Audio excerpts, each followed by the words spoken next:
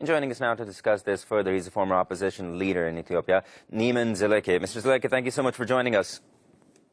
Thank you for inviting me.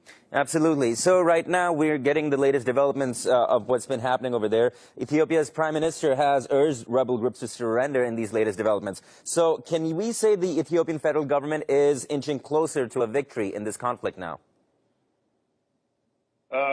That would be a very correct assessment, because the Ethiopian Defense Forces, supported by the entire people of Ethiopia, as well as the diaspora Ethiopians, are in offensive, have launched offensive against the TPLF invading forces in several areas of Amhara and Afar region, and there are a series of victories attained just in the past 1 week since the Prime Minister Abiy Ahmed went to the front lines to rally the troops and provide leadership at the front.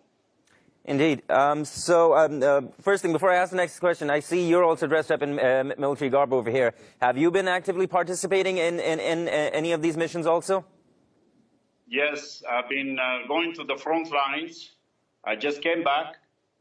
For the past several days, I was at the front lines on the Northern Shore front, mobilizing and giving morale to the troops, the Ethiopian Defense Forces, as well as to paramilitary forces called FANO.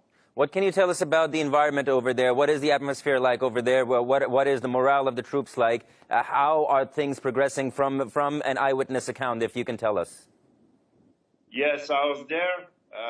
We spoke with the military officers, the political leadership, as well as the troops, the soldiers of NDF and paramilitary forces like FANO and Special Forces of Amhara region.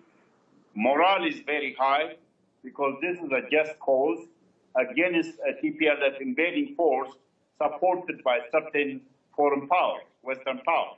So this is about defending a democratically elected government, the sovereignty of Ethiopia, the security and safety of people in Amhara region and Afar region who have been victims of atrocities and war crimes by the invading TPLF forces.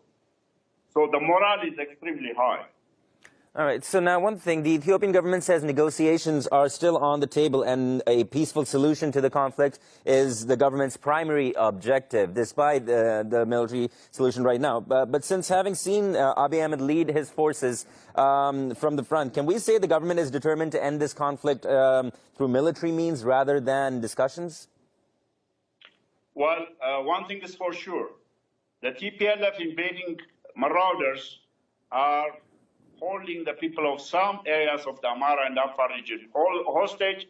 They are looting and plundering, ransacking cities, gang raping women, committing atrocities on youth, massacring even animals. So the Ethiopian government, the Prime Minister, has responsibility to ensure that the TPLF invading forces are defeated, degraded, before considering seriously peaceful resolution to this conflict.